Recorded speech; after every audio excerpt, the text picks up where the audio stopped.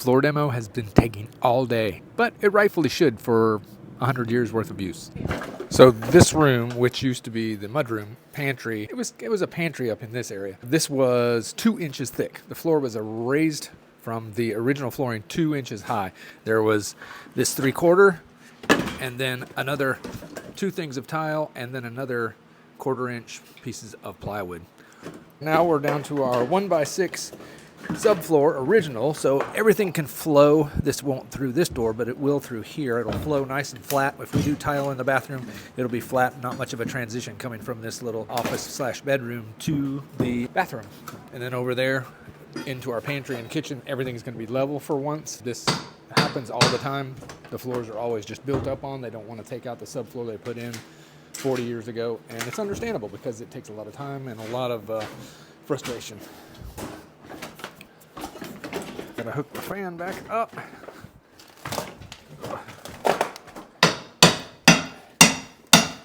Oh, basically I'm just making it so we can get any of the wood dust and stuff that's being created out of here.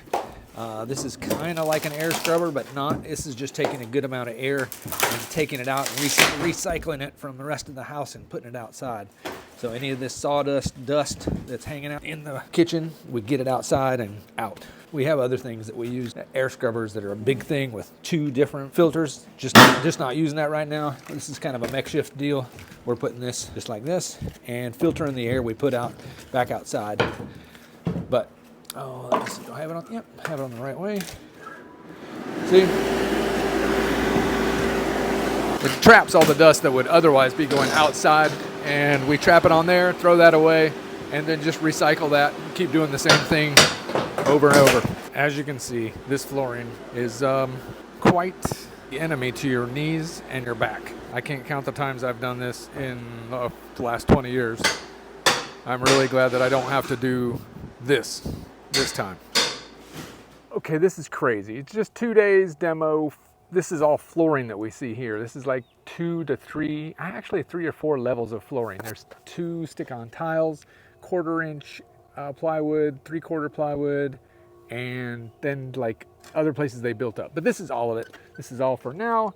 We do have one little area to demo next, but that's going to be on top of this and we won't go crazy with it.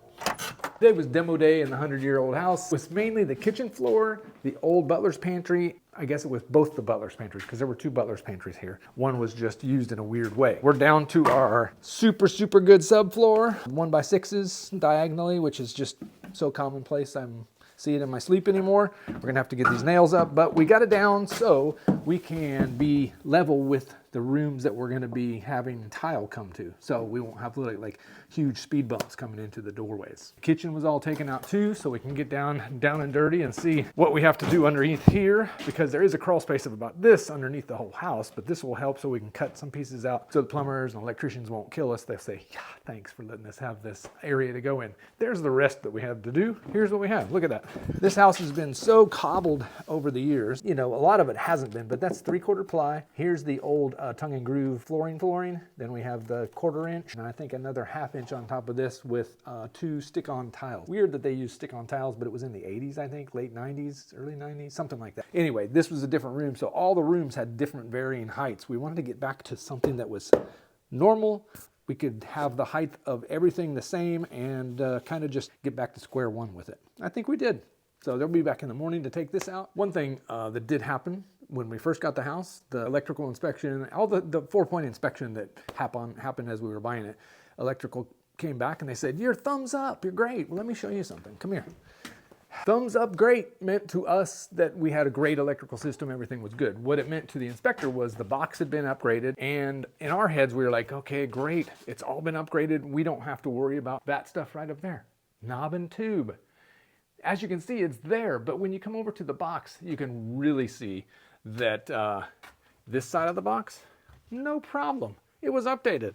We didn't have this wall out. This is all cloth covered rubber wire, which is knob and tube, and it goes up and all through the house. Lucky us, we have a knob and tube house that's like 50% knob and tube, so that's all gonna have to go. We thought it was a saving grace when we got our inspection. Please if you're ever going through that, ask somebody for a different opinion, because this is what you might get: half of the stuff undone. Another caveat, you guys might see a bunch of these walls we've taken down and you're like, oh my God, why would they do that? Well, we have to, instead of like taking like bits and pieces of the wall out to get to the knob and tube, we're just going to take it all out. That's why we took as many walls down as we did, or like you see, the lath down and plaster down. And while we have them down, you know what? We're going to run the wire the way it needs to be.